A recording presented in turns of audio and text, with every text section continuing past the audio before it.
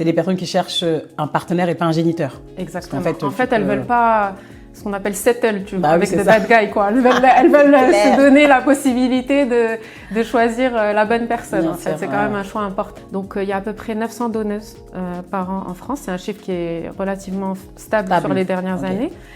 Et aujourd'hui, en France, il y a 2700 femmes qui attendent un don d'ovocytes. On est autour de 24 mois d'attente. En France, on a à peu près une cinquantaine de centres qui sont autorisés, habilités à congeler. Et ça, c'est une décision qu'a pris la France de limiter la congélation à des centres publics ou à des centres privés à but non lucratif. Donc, on en a une cinquantaine. En Espagne, on en a plus de 300. Donc, on est sur un ratio de 1/6. Je te laisse compléter cette phrase. Le monde a besoin de plus de femmes aux commandes. Il y a une génération de femmes, la nôtre, qui a grandi avec cette idée qu'on pouvait tout faire. Faire des études, construire une carrière, voyager, aimer, se tromper, recommencer. Mais il y a une chose qu'on ne nous a pas dite. C'est que le corps, lui, n'avance pas au même rythme que nos projets. En France, plus de 15 000 femmes attendent pour congeler leurs ovocytes. Et dans certains hôpitaux, il faut attendre jusqu'à 3 ans pour obtenir un premier rendez-vous. C'est de ce sujet dont j'avais envie de vous parler avec mon invitée Donia Boutaleb. Donia est une femme passionnante qui a eu 1000 vies et qui a cofondé Woma Health. Mais je ne vous en dis pas plus et laisse place à ma conversation avec Donia Boutaleb.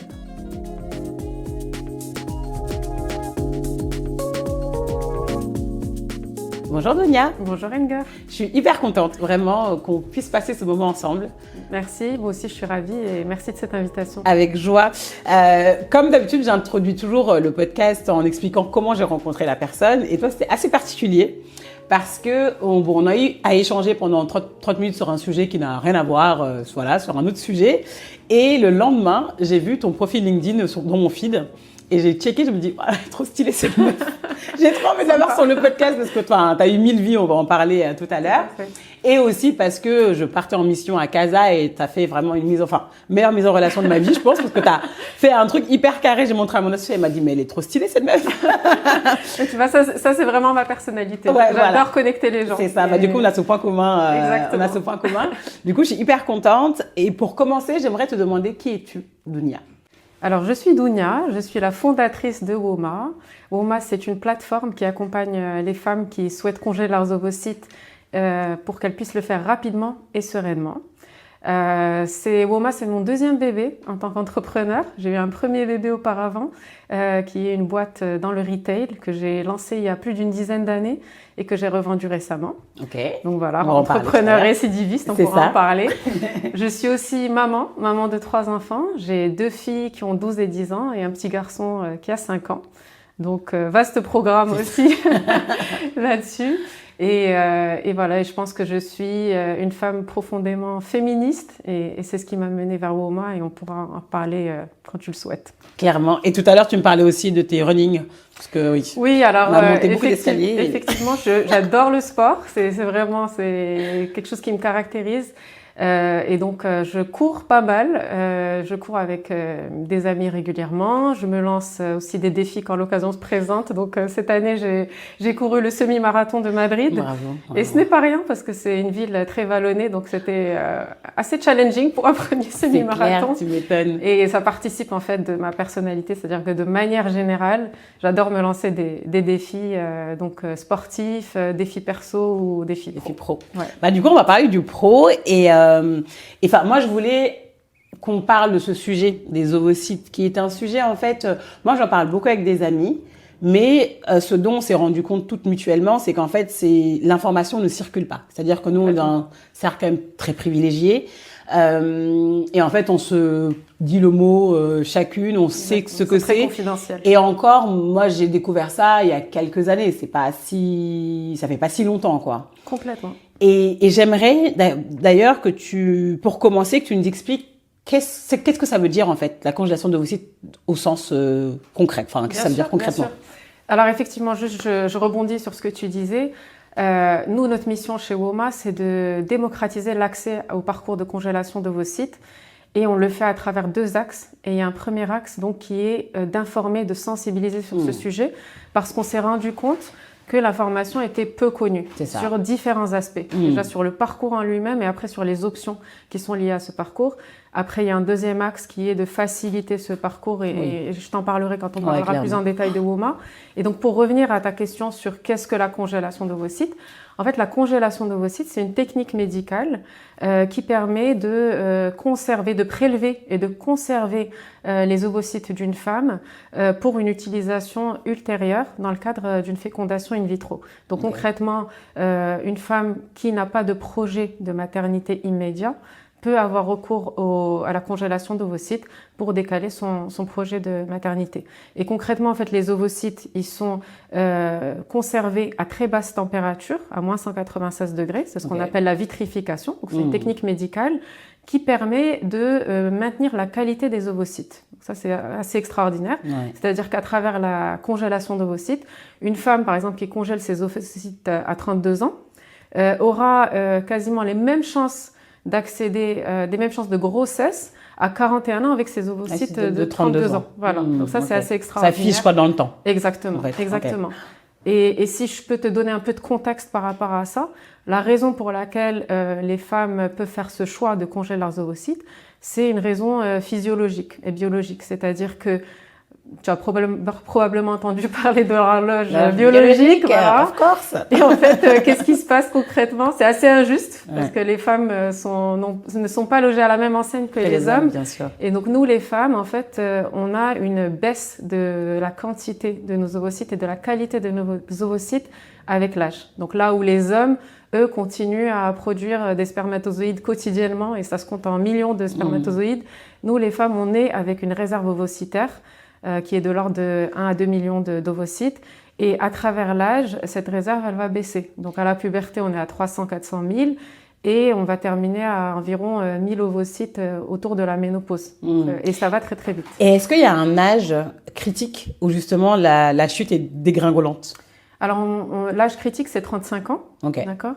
Et c'est pour ça que dans le cadre de la congélation d'ovocytes, on recommande autant que possible de congeler avant 35 ans. Maintenant, chaque cas est spécifique. Même si la loi est à 37, il me semble, non? C'est pour ça. Donc, effectivement, ça, c'est une recommandation. Chaque cas est spécifique et donc on a des congélations à 36 ans, 37 ans, même 38 ans pour certaines femmes qui veulent congeler ailleurs qu'en France, 38, 39 ans, et qui peuvent quand même garder de très bonnes chances ensuite de grossesse. Donc, c'est une recommandation au vu des études scientifiques qui ont été menées sur le sujet. Hyper intéressant. Et du coup, qu'est-ce qui fait aujourd'hui que les femmes ont recours de plus en plus à cette technique? Je pense que ce sont des évolutions sociétales. C'est-à-dire qu'aujourd'hui, l'âge de l'accès à la maternité est en train de reculer. Je vais te donner un chiffre qui est assez représentatif. C'est qu'aujourd'hui, l'âge d'accès à la première maternité pour une femme en France est à 29 ans. Alors qu'il y a 50 ans, il était à 24 ans. Donc, il y a eu un recul de 5 ans. Donc, l'âge de la maternité est en train de se décaler. Et derrière ça se jouent plusieurs choses. Donc, et je peux te parler des femmes que nous on rencontre quotidiennement avec WOMA. Donc, la majorité des femmes qu'on rencontre aujourd'hui sont des femmes qui n'ont simplement pas encore rencontré le bon partenaire de vie et qui souhaitent accéder à la maternité plus tard et donc qui font appel à la congélation d'ovocytes pour retarder cette maternité. Ça, c'est le premier cas. Et comme je dis à chaque fin, en tout cas, c'est une discussion qu'on a avec des amis, c'est des personnes qui cherchent un partenaire et pas un géniteur. Exactement. En fait, elles veulent pas ce qu'on appelle settle, tu vois, avec the bad guy, quoi. Elles veulent se donner la possibilité de choisir la bonne personne. En fait, c'est quand même un choix important et elles veulent pas settle, quoi. Donc ça, c'est le premier cas. Le deuxième cas, c'est des femmes qui sont en couple, mais qui n'ont pas de projet de maternité immédiat. Et ça peut être pour différentes raisons. Ça peut être des raisons financières, ça coûte cher d'avoir des enfants. Ça peut être pour des questions de carrière, parfois. Et ça, c'est prouvé. Aujourd'hui, il y a un clash entre l'horloge biologique et le temps de la carrière. Donc ça, c'est aussi... surtout, c'est le temps où tu veux accéder au top management et c'est là Exactement. D'ailleurs, il y a une vidéo assez drôle, je suis sûre que tu l'as vu passer, de l'ancienne PDG de PepsiCo, qui explique qu'en fait, elle dit women are screwed. En fait, c'est vraiment ça. C'est-à-dire qu'au moment où elles sont en train de construire leur carrière, en même temps, il y a l'horloge biologique qui tourne et il faut qu'elles accèdent à la maternité. Et puis ensuite, ça continue, en fait. Après, elles ont des enfants. À ce moment-là, elles ont aussi plus de responsabilités. Les enfants deviennent des ados. Elle parle même du mari qui devient un ado. Et elles doivent tout gérer en Oui, j'avais vu le truc d'Indra Nooyi. Voilà, exactement. Donc ça, c'est vraiment le deuxième cas, si tu veux. Le troisième cas, c'est des femmes qui se posent encore la question de la maternité. Et là aussi, quand je te parlais d'évolution sociétale, c'est aussi lié. C'est-à-dire que aujourd'hui, il y a quand même une certaine anxiété sociétale qui est liée à différents phénomènes. Tu vois, c'est les changements climatiques, c'est les guerres. Il y a vraiment une anxiété, un climat anxiogène qui fait que certaines personnes se posent la question de si oui ou non elles souhaitent avoir des enfants. Et donc finalement, la congélation leur permet de gagner du temps dans leur réflexion. Elles ont peur d'avoir des regrets plus tard. Donc elles se disent je congèle et puis je peux toujours prendre la décision plus tard de le faire. Et il y a peut-être un dernier cas dont je vais te parler parce que je le trouve assez intéressant, qu'on voit de plus en plus, nous, chez WOMA. Ce sont des femmes qui ont déjà un enfant ou qui sont même enceintes de leur premier enfant, on en a vu de plus en plus, et qui veulent décaler l'âge du deuxième enfant, en fait. Parce qu'elles se disent, en fait, c'est too much pour moi. Je veux pas enchaîner et donc elles nous demandent mais alors quand est-ce que je vais pouvoir congeler combien de temps après l'accouchement Donc c'est vraiment ça. En fait, ça s'inscrit dans des projets de vie et des évolutions sociétales qui font que si l'âge d'accès à la première grossesse est décalé, naturellement celui pour accéder à la deuxième ou troisième grossesse est encore plus décalé. Donc la congélation, elle prend aussi tout son sens là-dedans. Et est-ce que dans les cas, il y a aussi celles qui veulent faire des dons, je suppose, ou pas vraiment? Alors, nous, on n'en voit pas forcément, mais effectivement, il y a aussi des femmes qui congèlent, enfin pas qui congèlent, mais qui donnent, exactement. Donc ça, c'est quelque chose malheureusement qui se fait pas encore suffisamment en France. Bon, je sais pas si tu es au courant de l'état de la situation en France par rapport à ce sujet-là, mais il y a un vrai problème d'accès. De la même manière qu'il y a un problème d'accès sur la congélation, il y a aussi un problème d'accès sur le don d'ovocytes. Donc il y a à peu près 900 donneuses par an en France. C'est un chiffre qui est relativement stable. Sur les dernières années. Et aujourd'hui en France, il y a 2700 femmes qui attendent un don d'ovocytes. Donc voilà, il y a un déficit énorme. Un déficit énorme. On est autour de 24 mois d'attente pour pouvoir accéder aux dons d'ovocytes, sachant que c'est une moyenne. Donc il y a certains phénotypes type asiatique ou africain qui eux doivent avoir 3 ans, 4 ans, 5 ans. Donc c'est encore plus long. Et donc c'est là où effectivement il y a encore tout un travail à faire pour sensibiliser là aussi sur le sujet. Donc il y a une super campagne là qui a été lancée qui s'appelle Faisons des parents pour inciter les gens à donner. Donc c'est aussi valable aussi bien pour les ovocytes que pour les spermatozoïdes. Exactement, là aussi il y a un gros déficit. Donc il y a ce travail de sensibilisation pour essayer de combler ce fossé. Et tu vois concrètement, enfin je pense aussi aux auditrices et auditeurs qui nous écoutent. Si une personne veut, enfin une femme je sais pas, qui a 30 ans, qui se dit qu'elle veut congeler ses ovocytes, mais elle ne sait pas comment faire. Comment ça se passe concrètement et même le parcours en tant que tel? Alors écoute, je vais te parler du parcours et je vais parler des deux options qui existent aujourd'hui. Donc le parcours, en fait, si on simplifie un petit peu, il se compose de 3 grandes étapes. Il y a une première étape qui est un bilan hormonal, ce qu'on appelle le bilan hormonal, qui en fait consiste essentiellement en une prise de sang, mais qui peut être complémentée aussi par une échographie. Et en fait, le but de cette étape, c'est vraiment de faire le point sur la réserve ovarienne dont je te parlais auparavant. Donc, voir un peu combien de follicules la femme a encore dans ses ovaires. Donc, les follicules, c'est les cellules qui contiennent les ovocytes. Et donc ça, c'est un point de départ important parce que si elle a peu de follicules, ça veut dire peut-être qu'elle va devoir faire plusieurs cycles de congélation pour avoir un nombre intéressant d'ovocytes. Donc c'est important. Et si elle en a beaucoup, elle sait que voilà, c'est vraiment quelque chose qui peut être très intéressant pour elle parce que rapidement, elle pourra collecter beaucoup d'ovocytes au terme du parcours. Donc ça, c'est le premier point. Et ça, c'est la prise de sang. Et ça, on est d'accord que c'est pas des pratiques qu'au font généralement des gynécologues parce que le sujet, il est là, en fait. C'est que souvent, nous, je sais pas, très tôt, en tout cas, ça dépend des personnes, mais très tôt, on va chez le gynécologue en tant que femme. Mais en fait, ces sujets-là, on n'en entend jamais parler. Moi, c'est dans la trentaine que j'ai entendu parler de bilan hormonal, etc. Et c'est pas du tout quelque chose que... Alors, c'est vrai qu'il y a une polémique là-dessus. C'est-à-dire qu'on pense pas forcément qu'il faut pousser à faire ces bilans parce que c'est un bilan vraiment qui se fait dans le cadre de la congélation. Donc, on va pas ce qui est important, je pense, par rapport au rôle du gynécologue, c'est de parler du sujet de la congélation, de parler de cette option, d'informer aussi sur la réserve ovarienne, parce que c'est quelque chose dont on n'entend pas parler. Bah, c'est ça, moi, la première, je t'avoue qu'avant d'être dans ce projet de WOMA, j'étais pas forcément très sensible et j'avais pas l'information qu'il faut. Et nombreuses sont les femmes qui sont dans ce cas-là. Donc, je pense que le gynécologue, avant d'arriver à l'étape du bilan hormonal, il a un rôle vraiment juste d'informer, de sensibiliser sur le sujet de la fertilité féminine, de manière générale. Ouais. Donc voilà, ça c'est la première étape. La deuxième étape, c'est ce qu'on appelle la stimulation ovarienne ou hormonale. Et donc là, en fait, il s'agit ça dure entre 10 et 12 jours.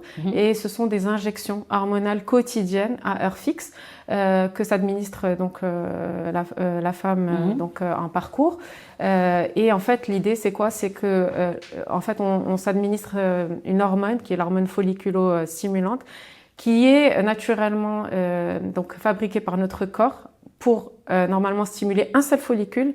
Et là, on va augmenter le dosage de cette hormone-là pour stimuler tous les follicules qui se trouvent dans nos ovaires pour essayer de les faire arriver à maturité et prélever les ovocytes qui sont à l'intérieur. Okay. Et pendant cette phase-là, donc il y a des rendez-vous gynécologiques, donc 2 à 3 rendez-vous pour faire des échographies et voir comment fait, ça évolue, tout ça évolue. Exactement. Et la dernière étape, donc, c'est la ponction en elle-même. Donc, c'est une intervention sous anesthésie. Ça peut être une anesthésie locale ou une anesthésie générale. Donc, c'est une sédation légère. Ça dure 15 minutes en moyenne. Et donc, on prélève les ovocytes par voie vaginale. C'est une sonde vaginale avec une aiguille qui est au bout de la sonde. Et suite à ça, donc, on se réveille et dans les 2 heures en général, on peut reprendre une vie normale. Donc ça, c'est pour t'expliquer un petit peu le parcours. Après, sur les options, donc il y a, on va dire, 2 options. Aujourd'hui, il y a l'option de le faire en France. Donc ça se fait en hôpital public. Ce qui est extraordinaire dans cette option, c'est que c'est 100% gratuit, pris en charge. Et ça, franchement, il faut souligner que c'est vraiment quelque chose d'incroyable, voilà, que c'est une avancée incroyable en France. C'est-à-dire que avec la loi de bioéthique de 2021, il a été décidé que la congélation allait être ouverte à toutes les femmes entre 29 et 37 ans. Ouais, parce qu'avant, du coup, c'était pas gratuit et surtout, les gens le faisaient à l'étranger, en fait. En fait, avant, c'était ouvert uniquement pour raison médicale. Donc ça, c'est une raison dont on n'a pas parlé. C'est vrai. Mais en fait, c'était ouvert pour des femmes qui allaient subir des traitements qui pouvaient mettre en danger leurs ovocytes. Donc typiquement, une femme, voilà, exactement, qui est en traitement cancer, qui va avoir à suivre une chimiothérapie, une radiothérapie, pouvait congeler donc ses ovocytes et peut toujours le faire. Et puis, il y avait d'autres cas aussi de maladies, on va dire, type endométriose, qui pouvaient aussi faire que, voilà, on était éligible à la congélation. Ou même, est-ce que, par exemple, des cas pathologiques, par exemple, de femmes qui ont des réserves ovariennes faibles, ça rentre dans une pathologie ou pas?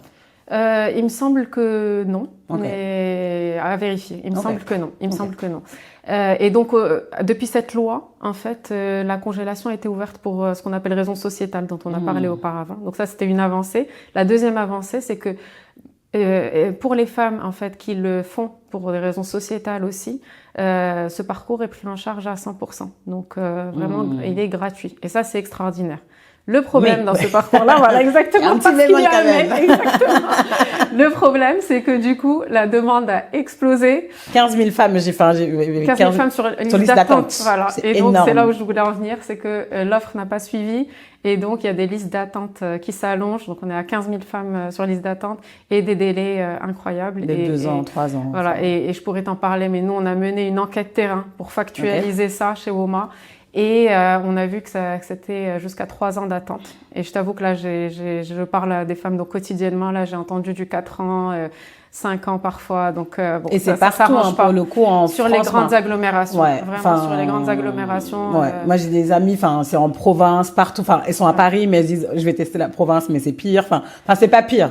Mais en tout cas, c'est partout. Tu sais, dans notre enquête terrain, on a factualisé un certain nombre de choses. Les délais, c'était une chose. Et il y avait une deuxième chose qui était en fait les critères de sélection réels. Oui. Et dans les critères de sélection réels, il y avait 2 éléments. Il y a l'âge. Donc, comme tu disais tout à l'heure, théoriquement, on a le droit de le faire jusqu'à l'anniversaire des 37 ans. Ouais. Et j'insiste sur l'anniversaire parce que beaucoup de femmes pensent que c'est les 37 ans révolus. Donc, je voudrais qu'elles sachent que c'est vraiment l'anniversaire des 37 ans. Donc, c'est plutôt les 36 ans révolus. En fait. Exactement.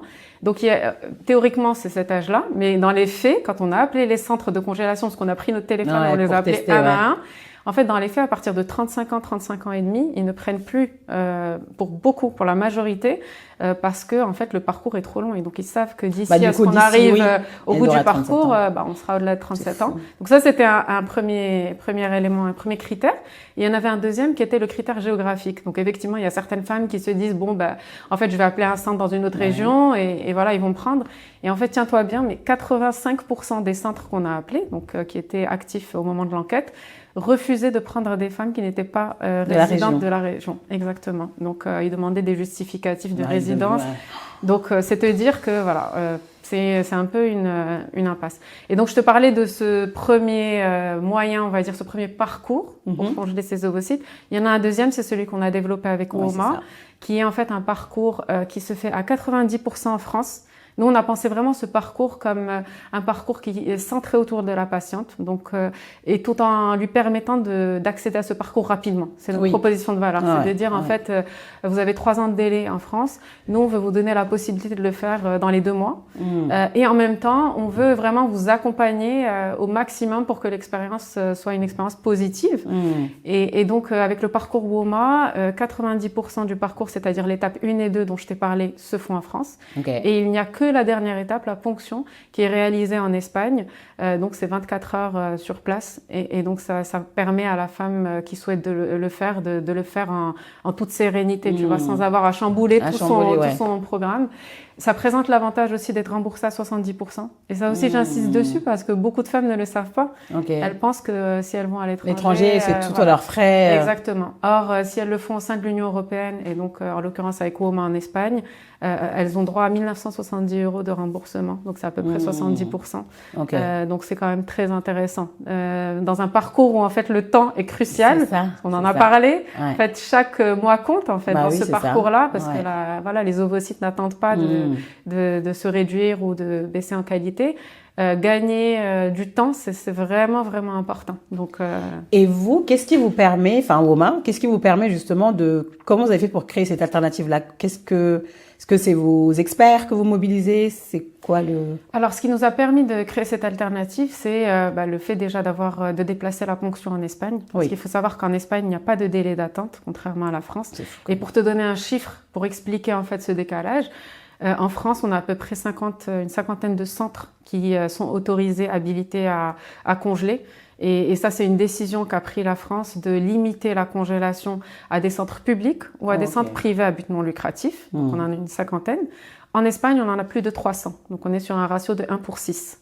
Tu vois. Et ce sont aussi beaucoup de cliniques privées qui mettent les moyens. Donc là aussi, en France, comme on est dans un circuit d'hôpital public, et c'est vraiment pas pour jeter la pierre sur le système, non, c'est pour expliquer, factuel, quoi. Voilà, c'est pour expliquer aussi qu'en France, les hôpitaux publics n'ont pas forcément les moyens financiers et humains pour traiter toute la demande. En Espagne, effectivement, ça se fait dans des structures privées qui, du coup, ont les moyens d'absorber la demande. Tu vois. Donc ça, c'est vraiment un des éléments qui fait que nous, on peut être extrêmement réactifs, en fait, dans notre approche. Après, on s'appuie sur des gynécologues en France qui peuvent suivre donc les femmes pendant cette phase de stimulation. Et donc ça nous permet de créer ce parcours hybride qui est extrêmement commode en fait. Parce qu'avant l'alternative à la France, c'était d'aller à l'étranger, mais il fallait faire un déplacement, rester plus longtemps, c'est pas 24 heures, on parlait pas de 24 heures, on parlait peut-être de 2 semaines.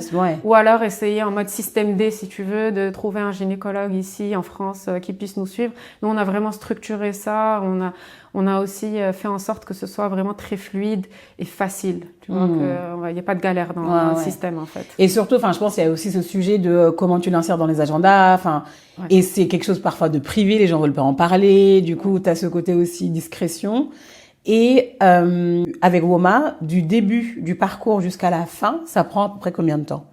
Alors ça dépend, on est autour de 1 mois, D'accord. d'accord?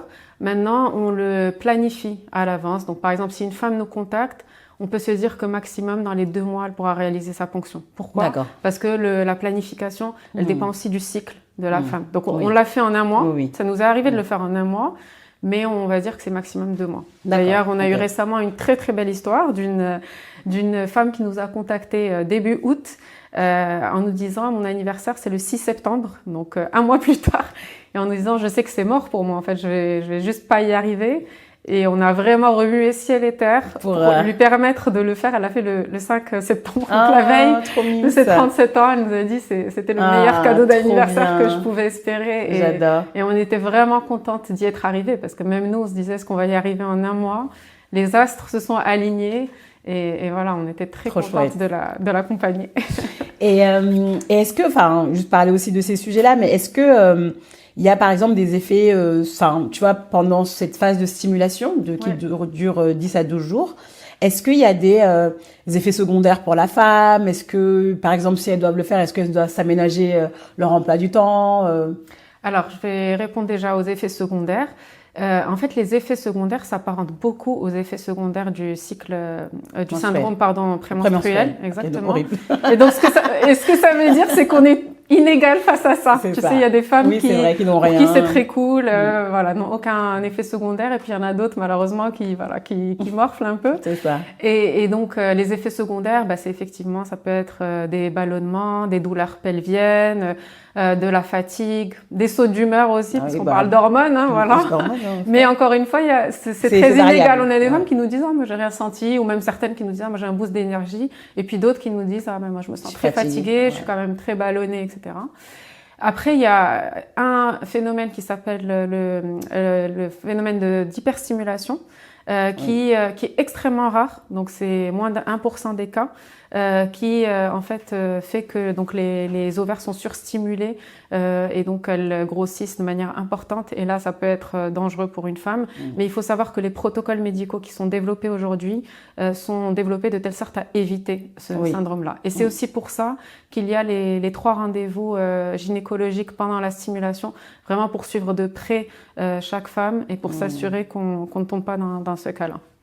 Quel est le pourcentage de réussite? Parce que tu as quand même ce côté, tu te dis, ok, tu congèles, c'est sympa, tu vas vaquer à tes occupations pendant des années et tu reviens, mais est-ce que tu as des chiffres ou pas, je sais pas, sur le taux de réussite entre congélation et bébé? Alors, il faut savoir que donc l'ovocyte est un élément dans l'équation pour tomber enceinte. Donc il y a 2 autres éléments importants, mais l'ovocyte est vraiment un élément important. Enfin, dans le tout, c'est vraiment fondamental. Il y a un autre élément, c'est la qualité du sperme, forcément, et le 3e élément, c'est la capacité après de l'embryon à se fixer dans l'utérus. Donc ça fait quand même 3 facteurs. Donc c'est juste pour remettre les choses un peu. C'est un tiers. C'est un tiers si on veut. C'est un bon tiers parce qu'ils disent que c'est quand même un facteur clé, exactement. Ce qui est sûr aussi, c'est que quand on congèle plus jeune, ça augmente les chances d'accéder ensuite à la maternité. Et donc, c'est toujours cette limite des 35 ans qui est recommandée. Et c'est pour ça qu'avant 35 ans, ce qui est recommandé, c'est d'avoir congelé environ une dizaine d'ovocytes. Après 35 ans, on est plutôt autour de 15 ovocytes pour avoir de bonnes chances de grossesse. Voilà, pour te donner un peu des ordres. Parce que la qualité, en fait, plus on avance dans le temps, plus la qualité baisse. En fait, il faut prendre en compte le fait que la qualité, elle baisse. Donc, on congèle un peu plus pour pouvoir compenser en fait la baisse de la qualité. Exactement. Trop chouette. Merci beaucoup en tout cas pour tous ces insights. Je t'ai appris plein de choses. Oui, franchement, c'était hyper chouette. Et en fait, ce qui est marrant dans l'histoire quand même, c'est que, et c'est ça qui m'a fait, je me suis dit, il faut absolument que j'ai sur le podcast, c'est que c'est pas, ce domaine-là, t'en parles comme une experte, ma foi, mais c'est pas du tout un domaine dans lequel t'as baigné depuis longtemps, depuis longtemps. Ça fait combien de temps que On a lancé Woma en 2024. En 2024, tu vois. C'est récent. Avant, t'as eu 1000 vies. Déjà, est-ce que tu peux me dire qu'est-ce qui t'a fait lancer cette boîte-là avec ta cofondatrice? Alors, avant de te répondre à cette question, parce que tu me dis que j'ai pas baigné dans ce domaine, j'ai un peu fait une petite introspection pour me dire, en fait, c'est drôle que j'ai atterri justement dans ce domaine, alors que j'en viens pas du tout. Et j'ai eu un souvenir quand même d'enfance qui m'a marqué. C'est que mon oncle qui est gynécologue, donc moi j'ai grandi au Maroc, j'ai oublié de te le dire, mais on va reparler. Mon oncle qui est gynécologue a été le premier gynécologue à avoir réalisé une FIV au Maroc. Donc tu vois, et ça m'avait marqué. Vraiment, je me suis souvenu que ça m'avait vraiment marqué. Incroyable. Et tu sais, des fois il y a des choses comme ça qui restent en toi et qui reviennent plus tard. Ouais. Donc voilà, ça c'est juste pour la petite anecdote. Après, ce qui a fait que je suis arrivée à WOMA, alors cette année j'ai fêté 40 ans. Donc c'est un âge important pour une femme. C'est un bel âge. C'est un âge important pour une femme. C'est un âge où on regarde un peu dans le rétroviseur, on fait le bilan et puis on regarde aussi pour la suite un peu le sens qu'on veut donner à sa vie. Et donc j'avais envie d'entreprendre à nouveau et j'avais envie vraiment de lancer un projet avec une mission. Et moi, vraiment, la mission qui me tenait à cœur, c'était la charge mentale féminine. Donc, je pense que, voilà, au sortir de la trentaine, j'ai réalisé en regardant justement dans le rétroviseur que c'est dur la trentaine. Il y a tellement de défis auxquels on est confronté. Tellement dur, on est fatigué. Franchement, c'est extrêmement dur et je me suis dit, il faut que je trouve un moyen d'aider les femmes à baisser cette charge mentale. Et c'est la rencontre avec mon associée, Fatima, qui a vraiment, qui m'a convaincue qu'en fait, c'était un projet sur lequel j'avais envie de m'investir. Donc, Fatima, elle vient aussi d'un autre parcours. Elle a eu un parcours de PMA en hôpital public en France. Okay. Et ça a été un parcours qui a été assez long, douloureux. Et suite à ça, elle avait vraiment envie de transformer un petit peu ce secteur de la fertilité en France en proposant un accompagnement qui soit un peu plus personnalisé, un peu plus humain. Et donc, quand on s'est rencontrés toutes les deux, en fait, moi, j'avais ce sujet de charge mentale et je vois vraiment la congélation comme un moyen de baisser la charge mentale. Elle avait son parcours de PMA et donc, assez naturellement, le sujet de s'impliquer dans le parcours de congélation d'ovocytes est arrivé sur la table. Ouais, te paraissait évident, quoi. Exactement. Bah, t'en as parlé, du coup, t'es née au Maroc, t'as grandi là-bas. Ouais. J'aimerais un peu que tu nous parles de ton enfance, comment était Dounia petite, de quoi tu rêvais. Ouais. Voilà. Ok. Écoute, effectivement, j'ai grandi au Maroc, j'ai grandi à Casablanca, dans une fratrie de 4 enfants. Donc, je suis la petite dernière, la Benjamine.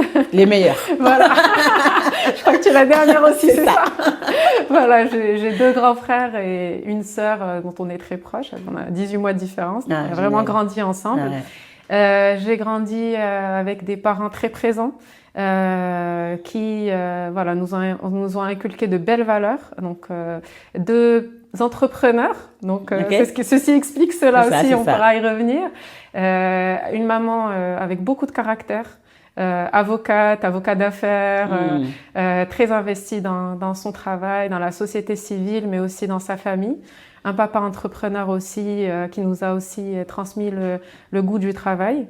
De manière générale, une famille très présente. Donc, j'avais une vingtaine de cousins. C'était juste génial. Honnêtement, on a grandi tous ensemble. On était 2-3 cousins nés la même année à chaque fois. Il y a une année d'intervalle. Donc, vraiment, on a grandi tous ensemble et ça a créé des souvenirs extraordinaires d'enfance. J'ai eu la chance de grandir aussi dans un environnement très ouvert, notamment ouvert sur l'étranger. J'ai étudié dans le système français, j'ai beaucoup voyagé, donc c'est vrai que j'ai eu cette ouverture d'esprit et c'est une vraie chance. Et c'est ce qui explique aussi qui je suis aujourd'hui. Je pense que je suis quelqu'un qui, très curieux et très ouvert sur le monde. Et ça ne m'a pas empêché aussi de grandir avec des traditions fortes et une vraie relation avec ma culture.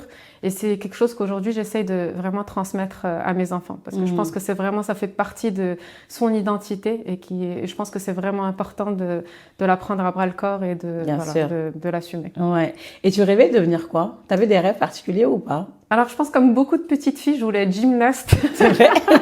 Je sais pas si beaucoup de petites filles rêvaient d'être gymnaste. Alors, moi, j'ai ça avec mes filles, donc peut-être que je généralise. Mais c'est drôle quand je vois mes filles qui sont passionnées de gym. Ça me rappelle des souvenirs. C'est fou. J'adorais ça. Je faisais de la gym au collège, en AS.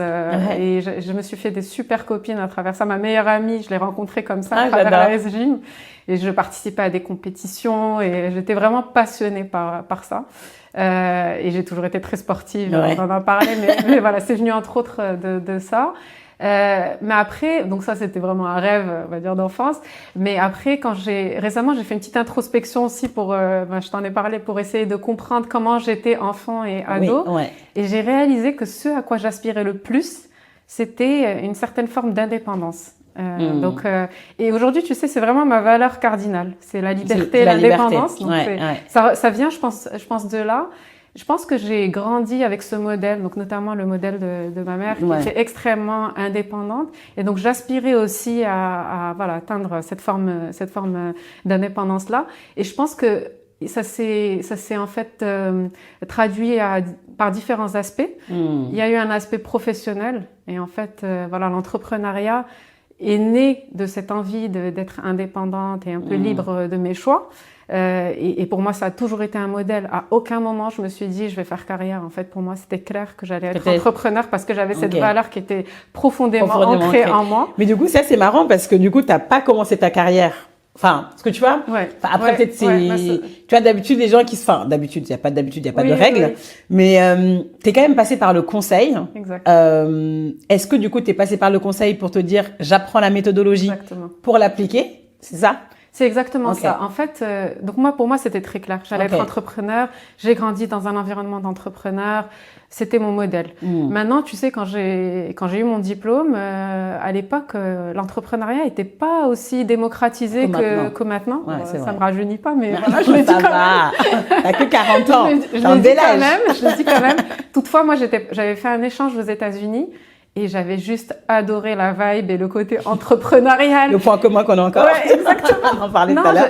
J'ai vraiment adoré ça. D'ailleurs, petite anecdote assez drôle. Au terme de l'échange, j'avais envoyé un mail de 2 pages à la responsable des échanges pour essayer de la convaincre de rester. Mail auquel elle a répondu en 2 lignes en me disant non, tu rentres. Mais en fait, j'avais juste adoré l'énergie. Là où en France, on nous mettait des barrières à l'époque, on nous faisait, on nous donnait l'impression que c'était une montagne d'entreprendre. Aux États-Unis, j'avais l'impression que c'était facile. J'avais d'autres étudiants qui déjà étaient en train de monter leur boîte. Et je me disais, mais c'est génial. Et en fait, je pense que peut-être l'environnement français à l'époque a fait que je me suis pas sentie armée pour entreprendre tout de suite. Et donc, je me suis dit, commençons une première expérience. J'ai choisi le conseil parce que le conseil, en fait, te permet de toucher à des projets dans différents secteurs, toucher à différentes problématiques. Et je me suis dit, en fait, ça va m'aider à un peu peaufiner déjà mon projet. J'avais pas encore de projet prédéfini. Et ça va m'aider aussi à prendre confiance et avoir les outils et la méthodologie pour plus tard entreprendre. Et je suis restée 4 ans en conseil, donc c'est pas non plus extrêmement long, mais c'est pas mal. C'est pas mal. Non, c'est pas mal, mais ce que je veux dire, c'est qu'assez rapidement, du coup, derrière, j'ai entrepris en fait. Et juste après, c'est là où tu as lancé Maison du Praliné? Exactement. Et donc là, l'idée, c'était vraiment de créer une enseigne qui mette en valeur le produit chocolat, donc tu vois, rien à voir avec Woma, mais en fait c'est parti de l'idée. Donc j'ai lancé cette boîte au Maroc, et à l'époque au Maroc il y avait une consommation très industrielle du chocolat, et moi je voyais en France tous les artisans chocolatiers qui se lançaient, qui sublimaient le produit, et aussi qui sourçaient le cacao avec des origines vraiment où on respectait le produit, on le produisait de manière équitable, etc. Et donc, j'avais envie de répliquer ça au Maroc en créant une enseigne qui mette en valeur cette manière de produire et de mettre en valeur le produit chocolat. Donc, je me suis associée avec un artisan chocolatier à Nemours et j'ai lancé cette enseigne-là. Je l'ai développée, je l'ai franchisée. Je l'ai beaucoup développée en B2B, donc avec des entreprises. Elle existe toujours. Ah, trop bien. Je l'ai revendue. Quand j'irai à Casa, j'irai. Donc il y a Casa, Rabat, là il y a Tanger qui se lance aussi. Donc c'est un bébé qui est en train de grandir aussi.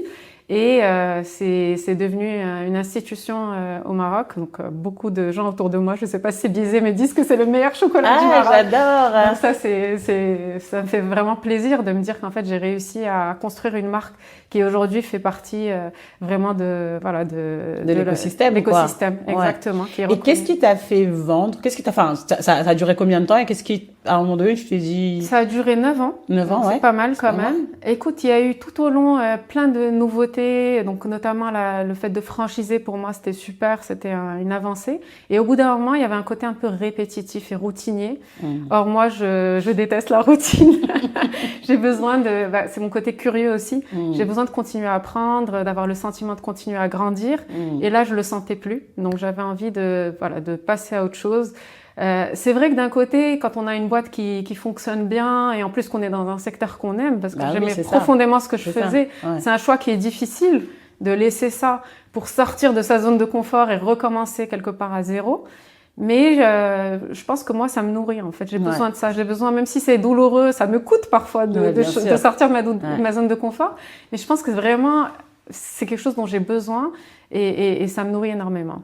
Et quand tu dis justement ça te coûte, tu vois, dans ce processus de choix-là, de partir, parce que je trouve que c'est hyper dur, de quitter quelque chose qu'on aime pour faire autre chose. Oui. Moi, chaque fois dans ces phénomènes-là, c'est comme si tu quittais un mec que t'aimais, tu vois. Ouais, tu vois, c'est ça. Vraiment ça. Et en fait, toi, dans ces cas-là, quel est ton rationnel? Tu vois, comment tu fais tes choix pour te dire, OK, là, en fait, c'est la limite, j'y vais, même si c'est toujours difficile. Le rationnel, enfin, c'est toujours, je kiffe toujours. Le rationnel, c'est est-ce que ça me fait encore vibrer ou pas. En fait, c'est juste ça. Si je sens que, en fait, ça y est, ça me fait plus vibrer, ça veut dire pour moi qu'il faut que je passe à autre chose. Et dans ce qui me fait vibrer, je te dis, c'est le côté est-ce que je continue à apprendre, est-ce que je m'éclate, est-ce qu'il y a de la nouveauté. Et s'il y en a pas, ça veut dire qu'il faut que je passe à autre chose. Ouais. Moi, j'ai cette philosophie de vie qui est carpe diem. Tu vois, faut vivre chaque instant, YOLO, mais vraiment. Tu vois, faut vivre chaque instant pleinement. Et je me dis, la vie, elle peut s'arrêter à tout moment. Il faut pas que j'ai de regrets. Donc, si là, à l'instant T, je sens que voilà, je vibre plus, je préfère arrêter et passer à autre chose. C'est un choix qui est très difficile et qu'on paye après. Bien sûr, Franchement, parce que voilà, après, c'est beaucoup d'ajustements derrière. Recommencer à zéro, c'est vraiment pas évident. Mais par expérience comme tu dis, j'ai eu 1000 vies, donc j'ai eu à faire ce choix plusieurs fois. Je me rends compte que finalement, sur le long terme, c'est la bonne manière de procéder. De faire. Voilà. Mais... T'as vu la pièce Le Cercle des Poètes Disparus? Oui. C'est l'esprit. C'est l'esprit. on est dans la vibe. Et après ça, du coup, t'es passé. Enfin, moi, ce qui m'a fasciné en tout cas, surtout après c'est LinkedIn, hein, mais tu vois, rapidement, j'arrive quand même à capter la personne derrière. C'est qu'après, t'es parti dans un poste de DRH dans une boîte. Exactement, l'outsourcing. Voilà. Encore un nouveau secteur. Écoute, là, c'est une question. Moi, je crois beaucoup aux rencontres et aux personnes. Je pense qu'on fait ses choix en fonction aussi des personnes qu'on rencontre. Ouais. Et là, en l'occurrence, en fait, donc je venais de vendre ma boîte et dans la foulée, en fait, j'ai discuté avec un ami à moi qui était un ancien collègue de mes années conseil, qui avait monté donc cette boîte dans l'outsourcing, qui est une très belle réussite, qui est aujourd'hui présente dans 5 pays, donc une belle success story. Trop bien. Et il cherchait quelqu'un avec mon profil, donc un profil entrepreneur et consultant aussi, pour gérer le capital humain. Et en fait, pour moi, c'était une belle forme de confiance que de me proposer ce poste-là, parce que les RH dans cette boîte-là, c'était le principal actif, on va dire. Donc dans l'outsourcing, derrière, c'est des personnes qui réalisent des missions. C'est un peu comme dans le conseil. Et j'ai vu ça comme en fait un challenge. En fait, je me suis dit, je vais sortir de ma zone de confort. Je vais apprendre, et j'ai beaucoup appris. Je vais travailler sur 5 géographies. Et ça, moi, je te dis, j'ai ce profil en fait qui fait que dès que tu me parles d'international, je suis partante. Donc, je me suis dit, ça, c'est génial. Et puis, il y avait la personne en elle-même, donc mon amie, qui est vraiment une personne pour qui j'ai beaucoup d'admiration, qui est extrêmement smart, vif. Et je me suis dit, en fait, en travaillant avec lui, je vais apprendre énormément. Et donc, voilà, tout ça a fait que je me suis lancée dans cette aventure. Trop bien. Et est-ce que quand tu as fait l'exit de ta boîte, tu as pris une pause ou tu t'es dit... Pas du tout. Ouais. Est-ce que tu te disais, j'arrête et je cherche quelque chose ou les choses sont venues à toi? Enfin, tu vois, les choses sont venues à moi. Ok. Et il faut savoir que j'ai un peu de mal à être inactive. C'est un sujet chez moi. Et donc, en fait, voilà, juste après avoir fait l'exit, l'opportunité est arrivée. Ils étaient pressés, il fallait que je démarre tout de suite. J'ai réussi à négocier peut-être un mois de plus avant de démarrer. Et dans la foulée, j'ai démarré. Mais c'est vrai que c'était assez intense. Surtout passer de l'entrepreneuriat au salariat, ça a été vraiment pas évident. Et je pense que c'est pour ça qu'après, je suis repassée sur l'entrepreneuriat. De l'autre côté. Ouais, exactement. Super intéressant. Et tu vois, enfin, tu l'as un peu dit tout à l'heure, mais tu vois, moi, j'aime bien parler du terme sweet spot. Tu vois, c'est l'endroit où, qui relie un peu, c'est un peu notre fil rouge. Tu vois, qui relie tout ce qu'on aime, que ce soit pro, perso, etc. Toi, tu dirais que ton fil rouge, c'est quoi? Ton sweet spot, il se trouve où? Moi, je pense que c'est l'indépendance. C'est le point dont je te parlais auparavant. C'est vraiment l'indépendance parce que je me rends compte que voilà, à tous les instants de ma vie, je me suis sentie bien quand j'ai eu le sentiment que j'étais indépendante. Donc, que ce soit en tant qu'entrepreneur, que ce soit en tant que mère de famille, que ce soit dans mes choix perso, quand j'ai eu l'occasion de voyager à l'autre bout du monde et voilà, faire valoir en fait ce côté libre et indépendant. Je pense que c'est vraiment ça qui fait que je me sens au bon endroit. Et dès que tu sens qu'il n'y a plus cette indépendance-là, je pense que tu re-questionnes. Exactement. Tu re-questionnes les choses. La question que j'ai envie de poser aussi, c'est pour toi, c'est quoi réussir? Qu'est-ce qui serait une vie réussie pour Dounia? Pour moi, réussir, c'est vraiment faire ses propres choix, en fait. J'ai grandi dans une société, donc la société marocaine, où il y a beaucoup d'injonctions sociales. Il faut faire ça comme ça, faire ci comme ci. Donc, on nous donne presque un guidebook de comment il faut faire les choses. Il y a des idées préconçues de ce qu'est la réussite.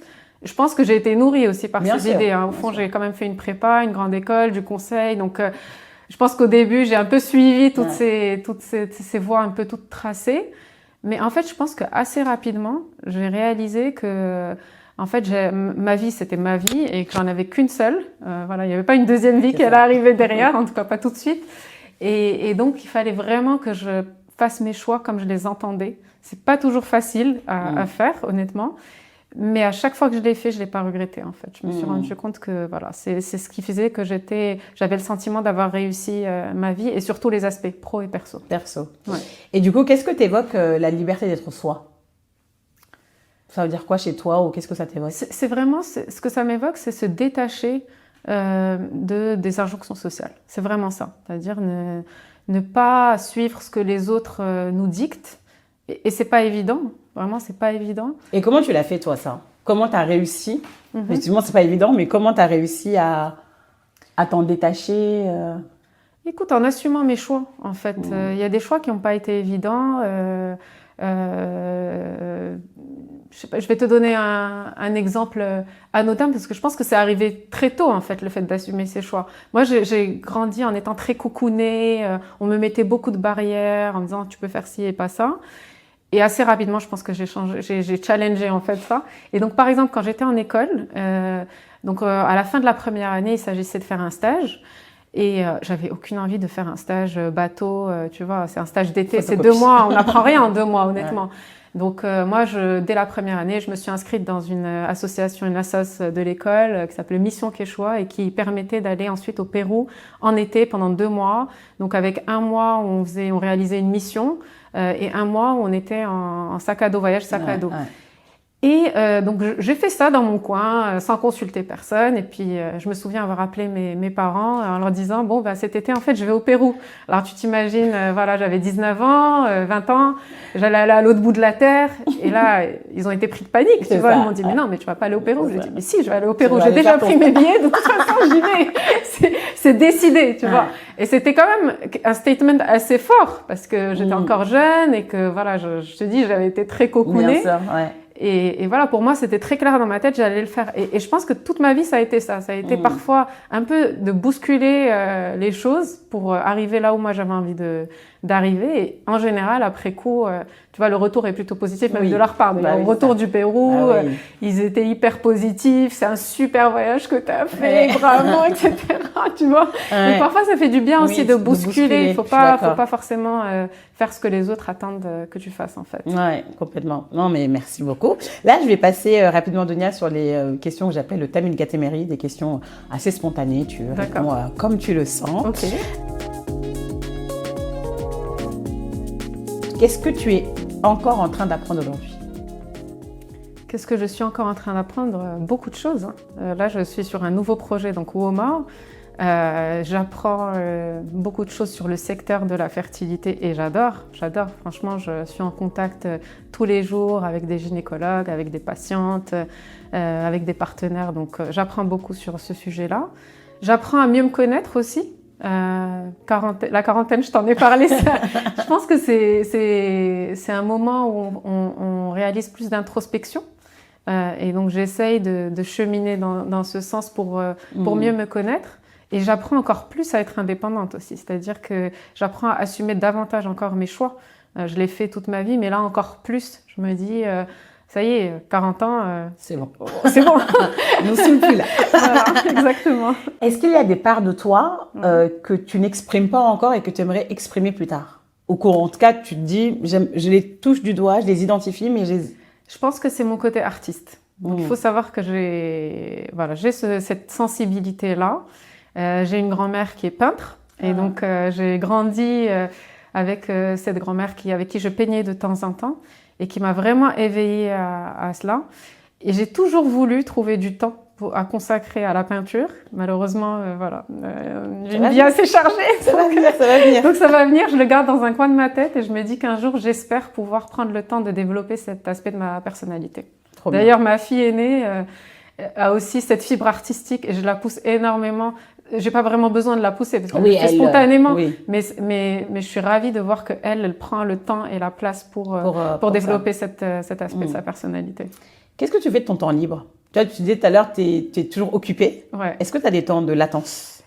Pas beaucoup. Non, pas beaucoup. Quand j'ai du temps libre, je fais du sport. Ça reste quand même une passion dans ma vie. Donc, dès que je peux, ça va aller de la course à juste essayer des cours, tout type de cours en salle. Exactement. Je suis tout le temps partante pour tester un nouveau format. Et ça, franchement, pour moi, c'est ce qui me permet de garder un équilibre mental aussi dans une vie assez speed.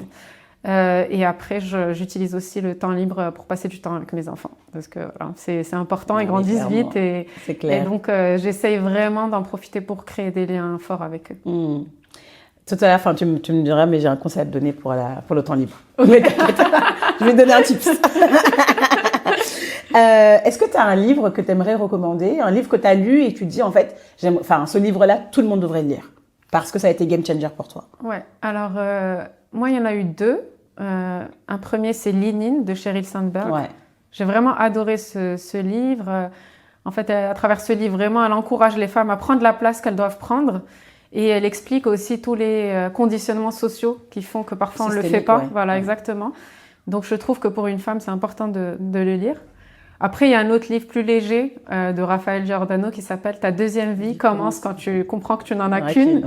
Moi, je l'ai lu. Quand je l'ai lu, franchement, ça m'a vraiment changé ma perspective aussi sur la vie. Et ça m'a confortée dans l'idée qu'en fait, il fallait faire ses propres choix, ne pas sombrer dans la routine.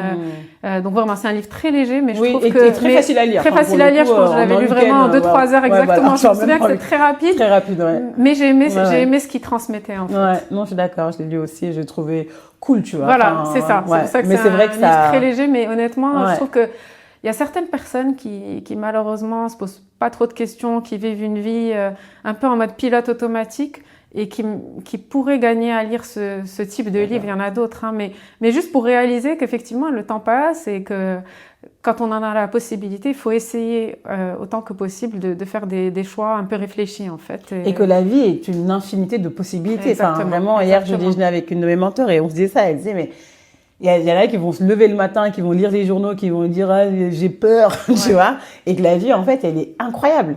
Et vraiment. Moi il y a cette devise que j'adore qui est que chacun est l'artisan de son propre bonheur. Et c'est vraiment ça, tu vois. Moi c'est une devise en tout cas que j'essaye d'appliquer. C'est-à-dire que personne ne va te donner la possibilité d'être heureux. C'est à toi de faire en sorte, ça demande un effort, mais de faire en sorte de mettre en place les conditions pour être heureux dans ta vie. Bien sûr. Quand tout tangue, quand tout est difficile, à quoi tu te raccroches? Je me raccroche à ma famille. Donc, mon mari, mes enfants. J'ai la chance d'avoir un mari qui est ultra supportif et qui est toujours de bons conseils, qui est un optimiste né. Et ça, c'est vraiment super parce que moi, j'ai parfois tendance à voir le verre à moitié vide quand je suis dans une période de down. Et lui, il va toujours me faire voir le bon côté des choses, me faire relativiser. Donc ça m'aide beaucoup. Et après, je m'accroche à mes enfants aussi parce que les enfants, c'est une joie de vivre, une innocence incroyable, une légèreté. Ouais. Et donc, à travers eux, j'arrive à me détacher un peu du moment qui peut être plus complexe. Plus complexe, trop bien. Et si tu avais un petit mot à glisser à la Donia de 20 ans, voilà, retour du Pérou, tu reviens toute bronzée, toute fraîche, qu'est-ce que tu lui dirais? Je lui dirais fais-toi confiance. Fais-toi confiance. Tu es sur le bon chemin et continue à te faire confiance, tout va bien se passer. Et je te laisse compléter cette phrase. Le monde a besoin de plus de femmes aux commandes. Voilà. Je pense que les femmes ont une énergie incroyable que beaucoup ne soupçonnent pas et qu'on est capable de vraiment déplacer des montagnes. Il faut juste qu'on se fasse confiance. Malheureusement, aujourd'hui, il y a beaucoup de femmes qui se mettent encore beaucoup de barrières. Et voilà, il faut juste croire en vous. Et moi, c'est un peu l'esprit de WOMA. Tu vois, c'est une entreprise féministe. Et je pense qu'à travers ça, on contribue un peu à ce mouvement pour redonner un peu de pouvoir aux femmes, pour qu'elles se sentent à nouveau maîtresses de leur destin. Trop bien. Merci beaucoup, Donia. Merci, Miga. Est-ce que tu as quelque chose à ajouter? Je t'ai pas, une question que je ne t'ai pas posée, une expression de fin pour cette belle conversation qu'on a eue ensemble. Écoute, je te remercie en fait. Je te remercie parce que effectivement, quand on a été en contact, j'ai senti ton énergie féminine aussi. Et donc, je te remercie pour cette invitation. Ce que je rajouterais, c'est un peu ce que tu disais au début, c'est-à-dire en tant que femme, prenez le temps de vous renseigner sur le sujet de la fertilité féminine. Moi, j'entends beaucoup de femmes qui arrivent à 37 ans, qui me disent je regrette de ne pas avoir su auparavant en fait, voilà, ce qu'il en était. J'aurais aimé qu'on me le dise avant. Donc, n'attendez pas encore une fois que l'information vienne à vous. Soyez-vous dans une démarche plus proactive pour vous renseigner et pour pouvoir prendre après des décisions informées. Ouais, moi, c'est pour ça que j'ai fait à part le sujet aussi, c'est une personne quand même avec qui je voulais échanger plus profondément. Mais c'est surtout ce sujet-là, c'est que, moi encore une fois, on en parle entre potes, mais parce qu'on a l'information. Exactement. Et je sais qu'il y en a beaucoup qui n'ont pas du tout, donc tout à fait. C'est fait pour ça. Merci. Trop chouette. Merci à toi. À bientôt. À bientôt.